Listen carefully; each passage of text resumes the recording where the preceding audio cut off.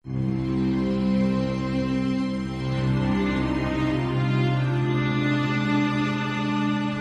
nagkahinapos nga panahon sa kalibutan karon, madungog o atong makita ang mga gubat, bagyo, linog o kamatay.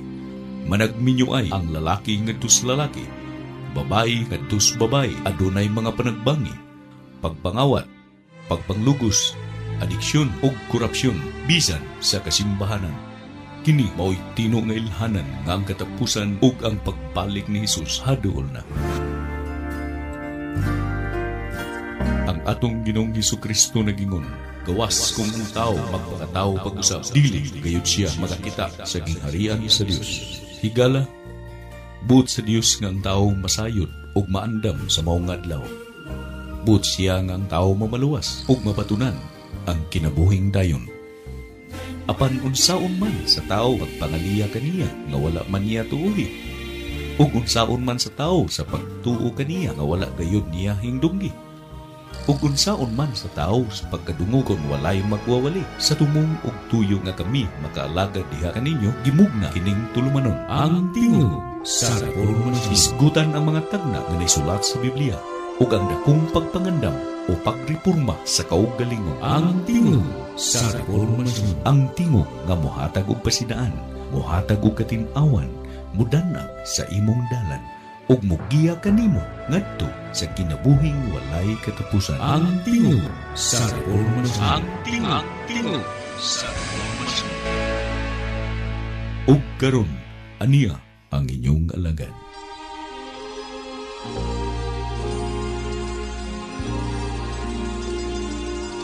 Maayong gabi alang sa ato nga mga higalag, mga kaigsunan, mga suki nga tigpaminaw dinhi nining ato nga tulumanon ang tingog sa reformasyon dinhi sa XFM Cebu 88.3 in behalf sa Seventh-day Adventist Reform Movement. Kini inyong alagad sa kahanginan sa matag adlawng Biyernes, Sabado ug Domingo, Brother Aldrin Romo, magapakig-uban kaninyo sulod sa usa ka takna nga tulumanon aron sa paghisgot mga higala sa mga pulong sa Dios nga may kalabtanan sa ato ang kaluwasan o sa pagpangandam nato alang unya sa pagpadayag sa ato ang manluluwas mga higala diha sa kapanganuran. Unya kita mamahimong andam sa pagsugat unya kaniya. So nini nga kagabion mga kahigalan ug mga kaigsunan, ato nga pasalamatan ang Dios. Nini nga kahigayunan nga gihatag nganhi kanato nga sa diin kita usab makapakig-uban nganha kaninyo mga kahigalaan aron usab sa paghisgot sa mga pulong sa Dios nining dapit sa kagabion. No, sa mga higala natog mga kaigsunan diha, mayong gabi kaninyo nga tanan. Salamat usab no sa tag-iya nining maong istasyon nga naghatag og pagtugot usab ganhi kanato aron kita makahimo sa pagsibya nining maong istasyon. Pinagi sa atong pinagi sa tag-iya usab nining maong istasyon si Doc Remilito Oy kauban sab sa iyang tibuok nga panimalay no. Salamat kaayo nining kahigayunan. Maingkan man usab no sa mga nagadumala nining maong istasyon, pinangunahan sab sa ato ang station manager si Sir John Lee King. Ug yan man sab sa ato ang kauban Spikas Lawak nining mga tungura si Sir Louie Nakwa no. Sa ato ang sab nga igsuon no si brother o si Sir Romelo Nobinario, kauban sab si Ma'am Melona Nobinario no. Salamat usab no sa kahigayunan og opportunity nga gihatag usab nganhi kanato aron kita makahimo usab sa pagpahat sa katawhan nga nagapaminaw nining mo istasyon sa mga pulong sa Dios mga higala no. Sa ato nga mga kaigsunan, sa mga wala pa i-contact number no sa ato usab nga programa, mo ni nga ato nga numero akong ihatag nga na kaninyo mga kaigsunan ang 0976 to loka 5 1008 no. Sa mga higala natog mga kaigsunan diha no nga mga tigpaminaw, kung kamo adunay buot nga ipabot nganhi kanato pinaagis pag-text sa ato ang numero, mao kini nga atong numero mga higala, 0976 555-1008, no? Sa mga higala natog mga kaigsunan nga mga nagapaminaw o baguhay lamang nagapaminaw nining atong tulumanon ang tingog sa reformasyon sa matag adlaw nga Biyernes, Sabado ug Domingo gikan sa alas 8 mga higala ngadto sa alas 9 kagabion, no? Mo to ang ato ang numero nga sa diin kamo mo contact, mo text mga kaigsunan og bot ninyo nga kami mo bisita sa inyong lugar. I-text lang mi ninyo og maghimo ta o mag-schedule ta mga kaigsunan aron usab, no, sa paghisgot usab sa mga pulong sa Dios, no? Kung gusto ninyo nga magtuon padayon, no, sa mga pagtulunan nga gihuptan usab sa Seventh-day Adventist Reform Movement, ilabi na dinhi sa tingog sa reformasyon mga kaigalaan.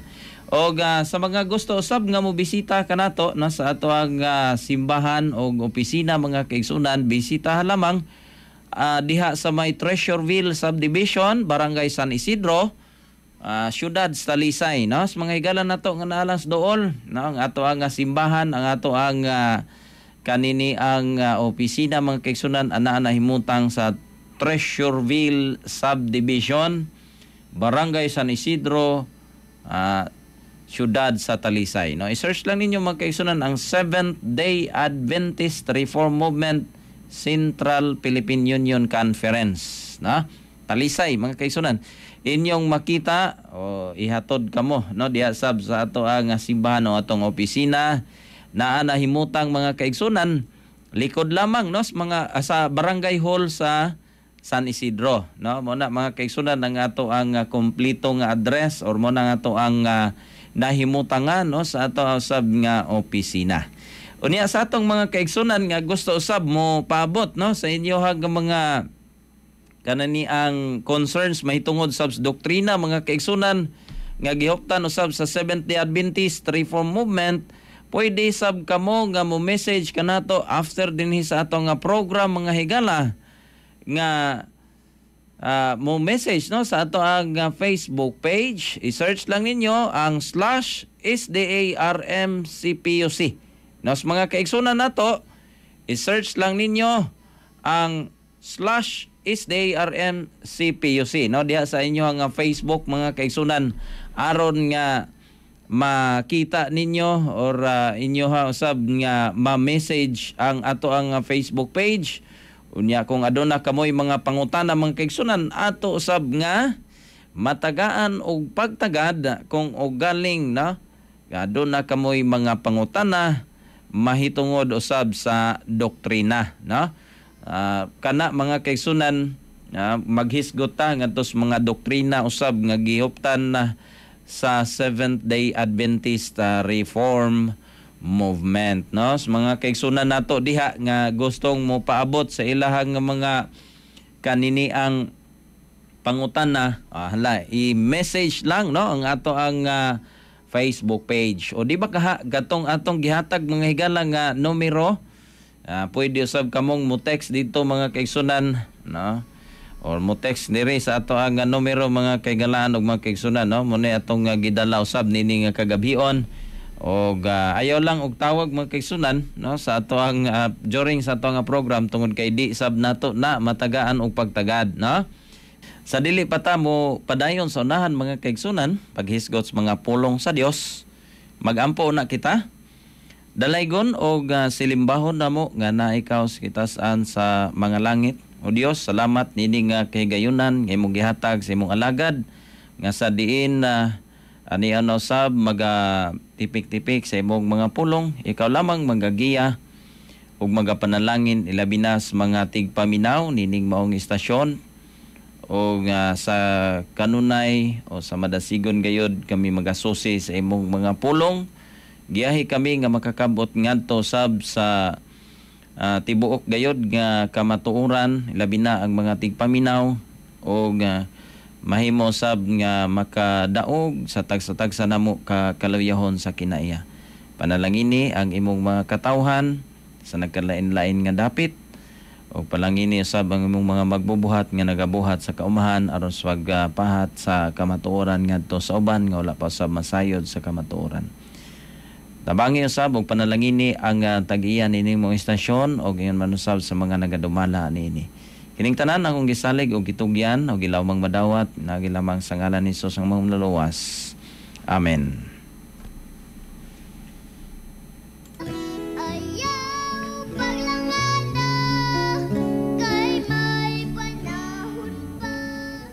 Nini nga kagabion mga kaigalaan ug mga kaigsunan, no? Ato nga padayonon ang atong nahisgutan usab sa miagi nga mga simana mga kaigalaan. Gani naagi hapon ta dinhi sa gitawag og obedience to the law. Mao siya'y condition mga kaigalaan ug mga kaigsunan sa walay katapusang kinabuhi. Aha. O gani nahisgutan nato mga kaigalaan sa nanglabay nato nga pagtuon ang may tungod sa pagtuman sa mga Parisiyo o sa katawang Israel magkaigsunan, wala sila gipakamatarong sa Dios kung wala usab niining gitawag og pagtuo.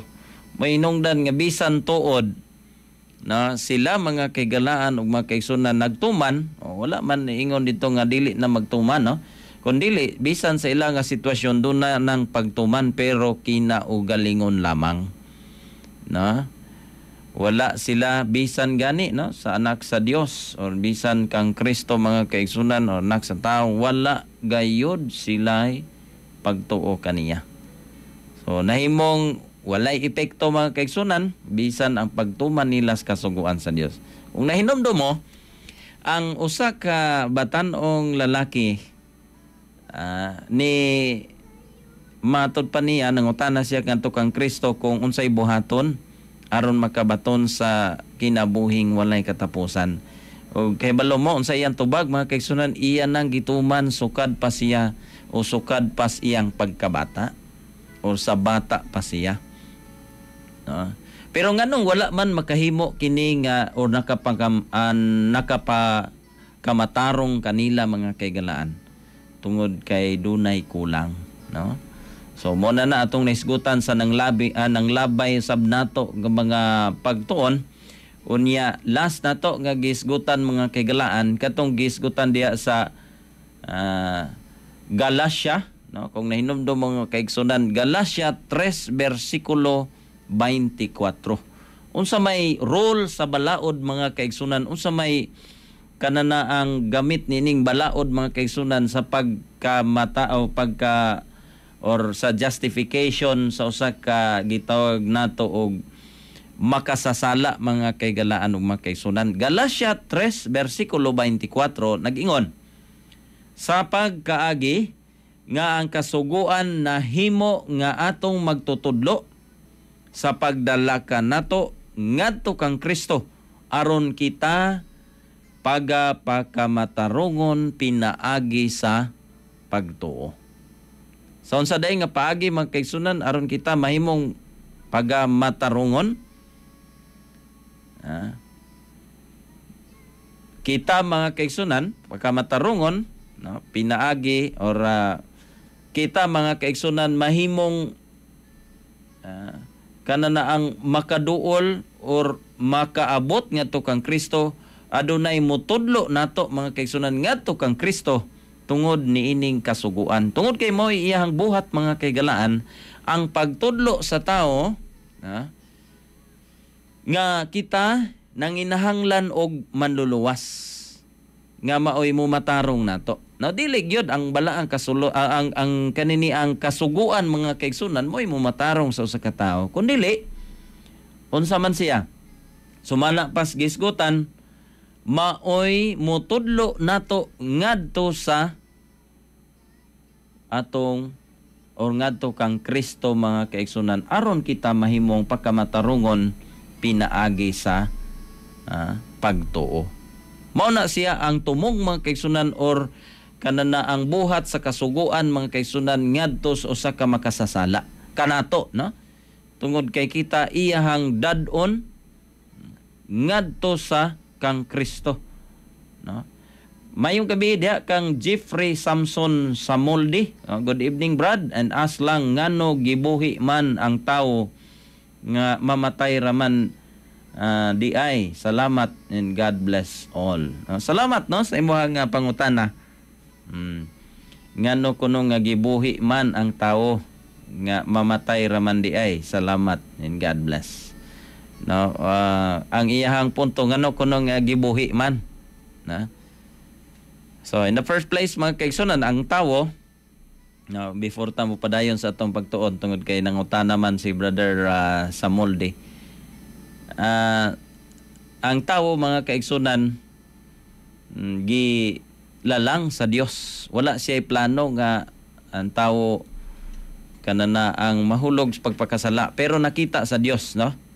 Tungod kay Dios gud siya. Nahibaw siya magkaigsunan nga ang tawo mahulog sa pagpakasala. Tungod sa gugma sa Dios, ang tawo imbis nga mamatay mga kaigsunan sa diha nga nakasala siya, iya kini nga gipakamatian mga kaigsunan. Pinagisab siyang grasya mo ang tawo wala gayod siya mamatay. Doon na may kamatayon mga kaigsunan nga mahitabo temporaryo lamang or mo'y kanana ang resulta sa sala.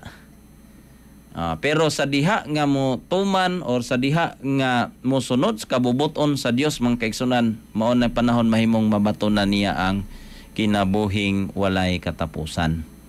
So hopefully no na kanana ang nakuha no ni Sir Jeffrey Samson Samoldi nang ato sab nga gisgutan mga kaigsunan batud sa iya sab nga pangutana. Now padayon ta dinhis Roma 3 bersikulo 20. Tungod kay pinaagi sa buhat sa kasuguan walay bisan unsa nga unod nga pagamatarungon sa iyang atubangan, kay pinaagi sa kasuguan moabot ang pag-ila sa sala. Atong hinumduman mga kaigsunan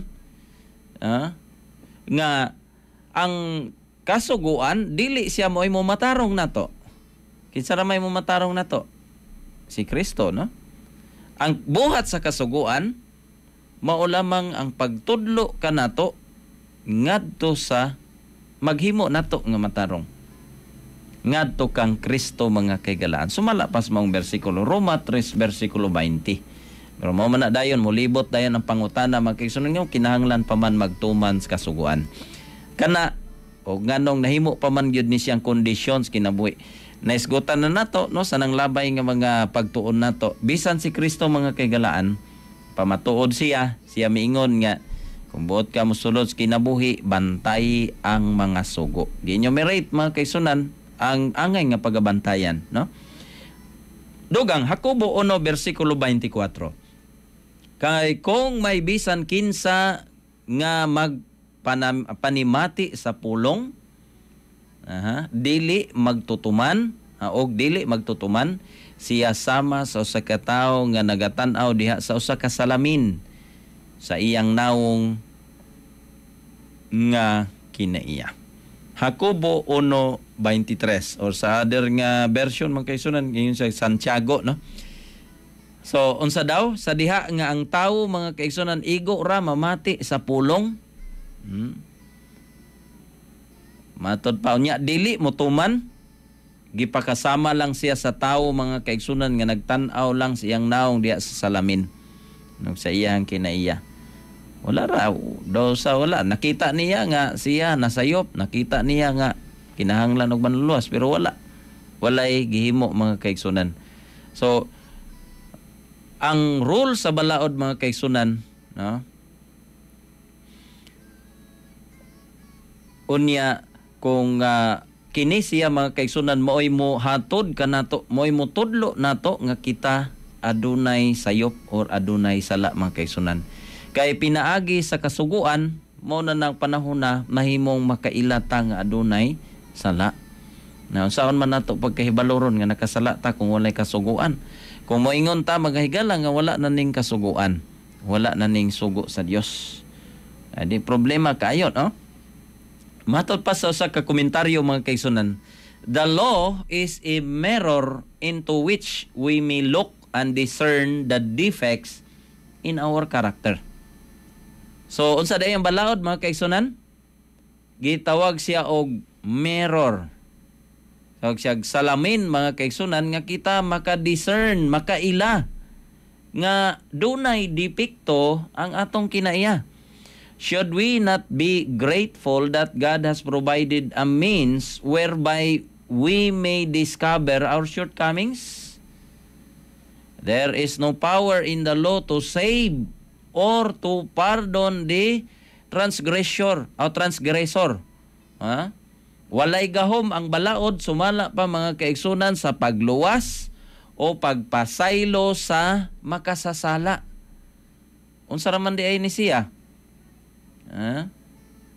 Makaila lang ta nga kita makasasala.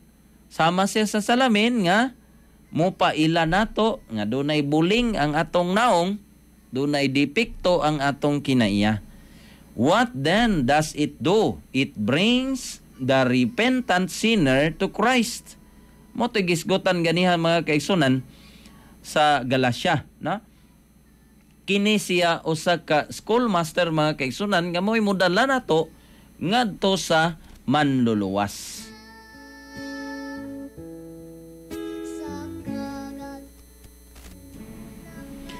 Atong padayonon mga kaigsunan, I have taught, Paul declares, I have taught you publicly from house to house, testifying to the Jews and also to the Greeks, repentance toward God and faith toward our Lord Jesus Christ. No? Acts 20 verse 20 and 21. Why did he preach repentance? Nga namang naghisgot or nga nung nagwali man siya may tungod sa paghinulsol? Because the law of God had been transgressed. Those who had broken the law must repent. Then why did he preach faith in Christ? Because Christ is the one who has redeemed sinners from the penalty of the law. So muna itumog mga kaigsunan na nga bisan si Apostol Pablo nagwali nga magrepent. Unya nganong gitawag, nganong kinahanglan maning pagtuo? Tungod kay pinaagi ni ini mga kaigsunan, motuo ta nga si Kristo mo ang nagluwas kanato. Isip kita mga makasasala mga kaigsunan from the penalty of sin or of the law, I mean. No? The law points to the remedy for sin. Mo nagisgutan ganiha no sa Galacia. Ang balaod mga kaigsunan nagpunting o nagtudlo kanato mga kaigsunan ngadto sa tambal sa sala, remedy for sin, unya repentance toward God and faith in Christ. Klaro na mga kaigsunan, no? So dili pwede nga i-discount nato mga kaigsunan nga wa na ning wa na ning balaod brad kay grasya naman ta. O si Kristo naman, no? Monay atong pamalandungan mga kaigsunan, no? Basin maingon ta nga wa na nang balaod brad, kamo na lang ang nagpabugat ni ana. Kamo na lang ang nagpadako ni ana pero wala na nang balaod, ha?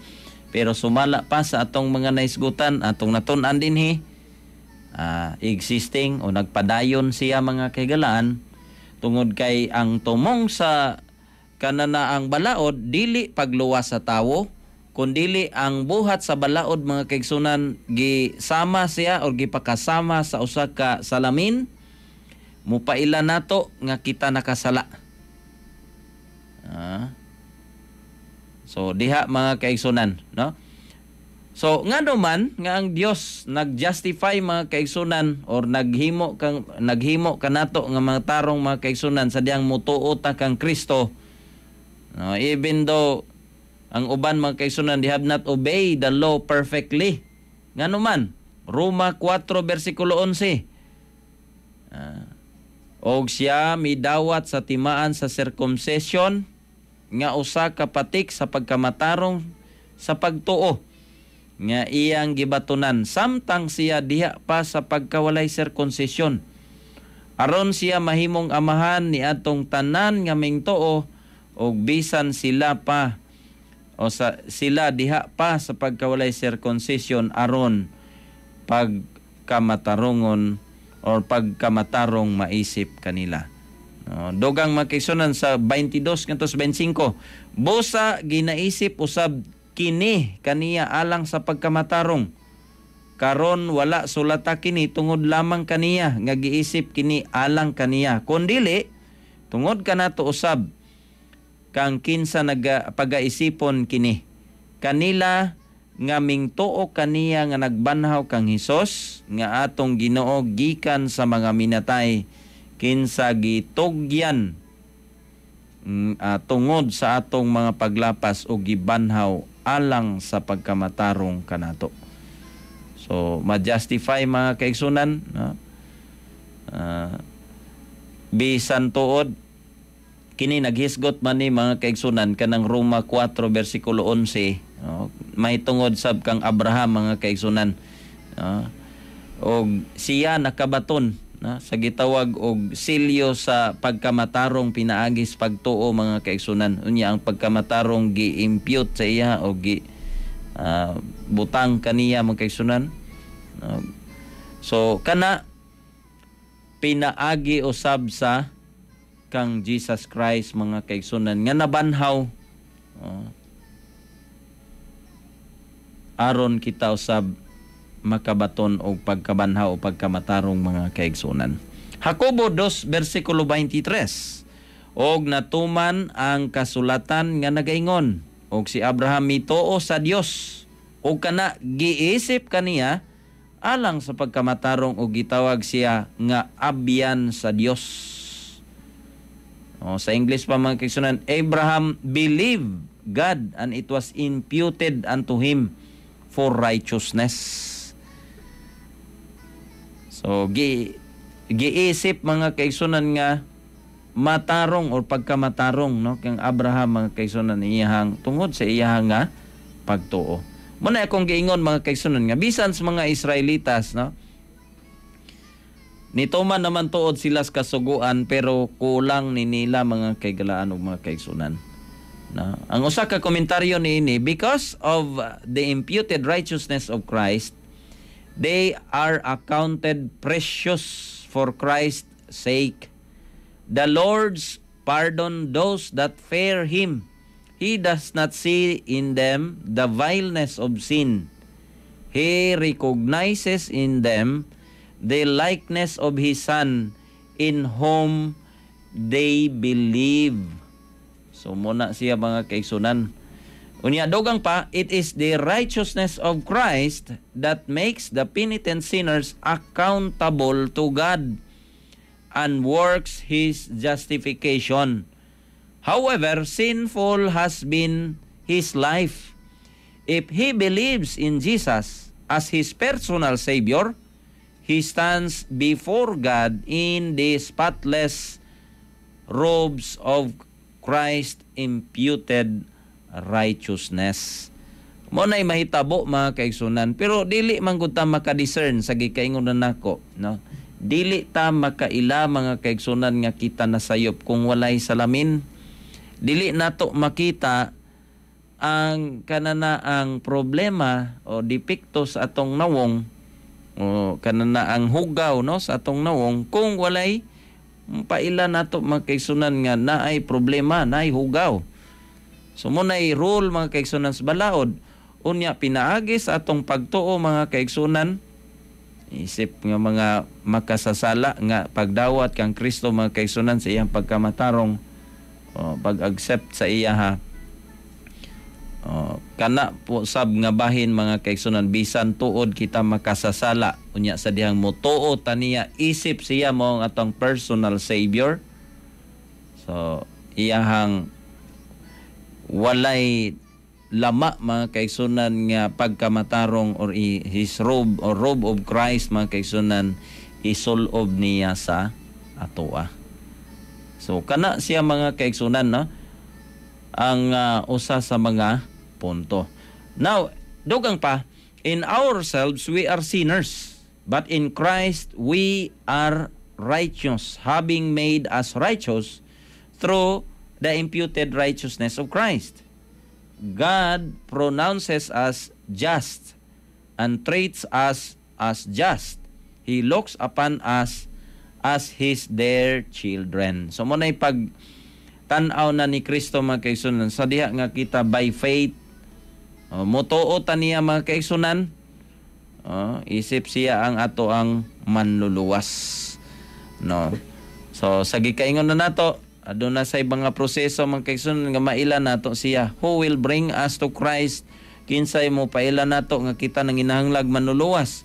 Unya kinsay may modala nato ngadto usa ka manluluwas. Walay lain mga kaigsunan tong gisgutan ganiha. So do na siya connection. Dili siya ma-discount o mawala to siya mga kaigsunan. Tung kay di ta makatultol nga dunay manluluwas. Kay wa man ta makaila nga makasasala ta. Muna hinungdan mga kaigsunan nahitabo bisan sa mga Parisiyo, wala sila magunahuna sa ilang kaugalingon nga sila makasasala. Tungod kay sa ilang kaugalingon sila nagtuman, sumala pas ilang kaugalingon nga mga pagkamatarong, nagtuman sila sa kasuguan sa Dios by their own, no, sa ilang kaugalingon nga mga pagpaninguha mga kaigsunan. Now, dogang pa, you must believe that Christ is your Savior now and that He imputes to you His righteousness because He has died and because He has been obedient unto every requirement of the transgressed law of God. So mo na gihimo ni Kristo mga kaigsunan sa dihang dinhi siya sa kalibutan, no? Nituman siya sa kabubuton sa Dios perfectly. Katong iyahang pagtuman mga kaigsunan, iya tong i-impute sa ato once we believe on Him. No? So muna siya mga kaigsunan ang proseso. Maunay pamaagi mga kaigalaan o mga kaigsunan. So hopefully, no, ato nang nakuha nga punto mga kaigsunan, no? Isip usab ka mga usa ka kanana ang nag-ilang nabag-o na mga kaigsunan nga mga Kristohanon. Unsa man say kanana ang connection sa gitawag natog moral nga balaod, no? Mo na ato usab nga isgutan ining kagabion. Now, when Christ was on earth, what was His attitude towards God's will expressed in the law? Unsa man say kinaiya or unsa man say iyahang pagtagad mga kaigsunan sa balaod sa Dios mga kaigalaan. Salmo 40 versikulo 7 ug 8. Unsa may gisgotan dito? Unya mingon ako ani karon mianhi ako sa basahon nga linukot, nasulat kini mahatungod kanako. Nagakalipay ako sa pagbuhat sa imong kabubuton o Dios ko. Oo, ang imong kasuguan ania sa sulod sa akong kasing-kasing. So mo na iyahang expressions, iyahang kasing-kasing mga kaigsunan, pagtuman sa kasuguan sa Dios, pagbuhat sa kabubuton sa Amahan, no? Unya ang Hebrehanon 10 versikulo 5 ug 7. Tungod ni ana sa pagsulod niya sa kalibutan miingon siya, ang halad o gasa wala mo pagadawata, kundili giandam mo ako og usa ka og giandaman mo ako og usa ka lawas. Unya mingon ako ani karon mianhi ako sa pagbuhat sa imong kabubuton o Dios. Mo nay gipadayag o gisulti usab ni Kristo mga kaigsunan. Mianhi siya sa pagbuhat sa kabubuton sa Dios. Sa balaod o sa kasuguan sa Dios. Mo nay attitude ni Jesus Christ ngadto sa kanana ang balaod sa Dios. No? Siya mismo mga kaigalaan, wala siya'y pagsupak bisan unsa kagamay o kadako mga kaigsunan sa sugo sa Dios. Dogang pa ang Hebrehanon 5 versikulo 8 ngadtos 9, nga bisan siya usa ka anak, nag-express ngadto kang Jesus Christ mga kaigsunan, apan nakakaton sa pagkamasinugtanon pinaagi sa mga butang nga iyang giantos, og sa tapos mahimong hingpit alang kanila nga nagatuman kaniya, nahimo siyang magbubuhat sa kaluwasan nga walay ka tapusan. So sa diyang natuman na ni Jesus Christ, no? Katong kabubuton sa Dios, ang mabalaod sa Dios, mo'y naghatod mga kaigsunan nga siya usab mahimo nga kita or kita mahimong mamaluwas usab, no? At aron nga kita or siya mao ang magbubuhat sa kaluwasan sumala pa. Dugang pa, Filipos 2 bersikulo 5 ngadto sa 8.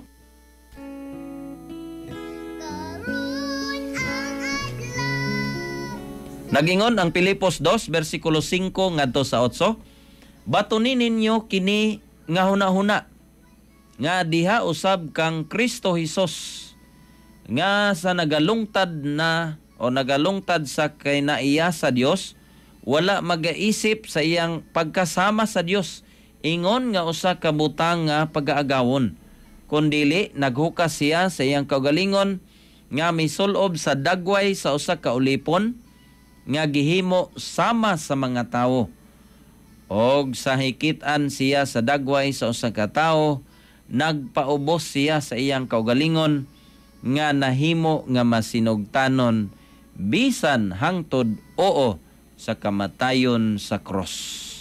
So munay gihimo ni Kristo mga kaigalaan, o kini usa ka familiar sab no sa atong mga kaigsunan nga bersikulo. No, munay gibuhat ni Kristo, siya nahimong nagmasinugtanon sa Dios. No, although samahan, no, although siya mga kaigsunan kung tanaw nato no iyang nga kahimtang siya Dios, pero nagpaubos siya siyang kaugalingon tungod og alang nato, no? So muna nga ang pangutana mga kaigsunan, was the perfect obedience of Christ an example for the believers to follow or not? Kanibang perfect obedience nga gihimo ni Kristo sa dihang dinhi siya sa kalibutan mga kaigsunan nga iyang gisunod, angayan ba ni or mahimong ihimplo sa mga kananaang sumusunod sa pagsunod nini or dili na lang nato sundon, no? Kay si Kristo nituman man mga kaigsunan sa kabubuton sa iyang amahan nga tuas langit. Kita usab unsa man say atong buhaton, unsa man say atong kinaiya niini, unsa man say atong pagtagad niini. 1 Pedro 2 bersikulo 21 ug 22. Kay niini mga gitawag kamo kay si Kristo nag-antos usab alang kaninyo nga nagbilin kaninyo mga sulundan aron pagasundon ninyo ang iyang mga lakang. So muna sa pangutana mga kaigsunan, ang perfect obedience nga gihimo ni Kristo, isip mo example, no, nga hinato mga kaigsunan, isip mga tumutuo, angay ba natong sundon o dili? Sumalapas gisgutan mga kaigsunan, kay si Kristo nag-antos usab alang kaninyo nga nagbilin kaninyo nga sulundan aron unsa dagingon, aron pagsundon ninyo ang iyang mga lakang nga wala makabuhat og sala ni makaplagan nga limbong sa iyang baba. Unsa gibilin ni Kristo mga kaigsunan? Nagbilin siya og sulundan. Unsa man to nga sulundan? Nga angay daw natong sundon mga kaigsunan ang iyang mga lakang. Sumala pa nga wala makabuhat og sala. Unsa man ning sala? Sa gikaingon na nato mga kaigsunan, nato na ding nahisgutan, sin is the transgression of God's law. Ang sala mga kaigsunan mao ang pagsupak sa balaod sa Dios. 1 Pedro 3 bersikulo 4 kung masayop mga kaigsunan, 1 Juan nagisgutan diha, no, nga ang kaning sala mao ang pagsupak sa kabubuton sa Dios. So si Kristo yang iyang gibilin nga hinato sumala pas 1 Pedro 2 bersikulo 21 ngadto 22 mga kaigsunan, ang iyang gibilin nga sulundan kanato aron atong pagasundon mga kaigsunan ang iyang mga lakang mao ang 22 nag-ingon nga wala magabuhat og sala ni makaplagan nga limbong sa iyang ba. Klaro, no? Klaro kay na mga kaigsunan, nagbilin siya, nagset siya example nga hinato nga angay natong sundon. Wala siya magbuhat og sala. Unsa ganing pagbuhat og sala? Sin is the transgression of God's law. So meaning, nito man sa kasuguan sa Dios. Now, does God expects His children, or ang kining mga Kristohanon karon, mga kaigsunan, nag-ila nga mga Kristohanon, to be obedient like Christ or disobedient like Israel of old? Yan ang pangutana, mga kaigsunan. Munay ato nga tun-an, no, sa sunod usab nga higayon, mga higala, atong ibilin nga pangutana. Does God expect His children or the Christian, mga kaigsunan, to be obedient like Christ or to be disobedient like Israel? Then what kind of life should Christians strive to reach? Kana nga mga pangutana, mga kaigsunan, atong tubagon sa sunod usab nato nga tulumanon, mga kaigsunan, tungod kay wala naman tay igong oras nini nga kagabhion. Busa sa pagtapos, mga kaigsunan, magampo na kita. Dalaygon og silimbahon na mga Dios nga na ikaw kitas-an sa mga langit. Salamat nini nga kaygayonan imong gihatag sa imong alagad. Ikaw lamang magapanalangin. Ilabi na sa mga tigpaminaw nining maong istasyon aron usab nga sila sa kanunay sa magasusis kamatuoran og dili malimbungan usab nianing mga pamaagi usab sa kalibutan. Ikaw lamang magatabang aron usab kami makahimo sa pagsusi sa kamatuoran ug magiyahan sa imong balang espiritu. Ikaw lamang magapanalangin. Ilabi na sa ilang mga panginabuhian o yun manusab sa tagiyan ng imong istasyon o sa mga nagadumala nini. Kining tanan ang isalig o gitugyan, kila mong madawat sa nasos manluwas. Amen. Hangtod sa sunod, higayon mga kaigalan o mga kaigsunan sa samang takna o sa samang istasyon, dinhi sa tulumanon nato mga kaigsunan sa tingog sa reformasyon, pinangunahan sa Seventh-day Adventist Reform Movement, o kininyong alagad Brother Aldrin Romo, magaingon kaninyo daghang salamat ug maayong gabi kaninyong tanan. Kining huni nga inyong nabati, may usa ka timaan nga natapos na usab ang atong tulumanon, ang tingog sa reformasyon. Kini inyong alagad sa kanginan, temporaryong manamili diha kaninyo uban ang pag-ingon, bulan silang nga nagabasa, nagapatalingog ug mituman sa pulong sa Ginoo, kay ang panahon hadol na. Ako sa kinasingkasing magadapit kaninyo sa pagpaminaw kanunay ning maong tulumanon, ang tingog sa reformasyon. Kini nga tulumanon gidalit nga na kaninyo pinagi sa Seventh-day Adventist Reform Movement, ang tingog sa reformasyon. Hangtod sa sunod higayon sa samang takna og istasyon, daghang salamat sa inyong pagpaminaw.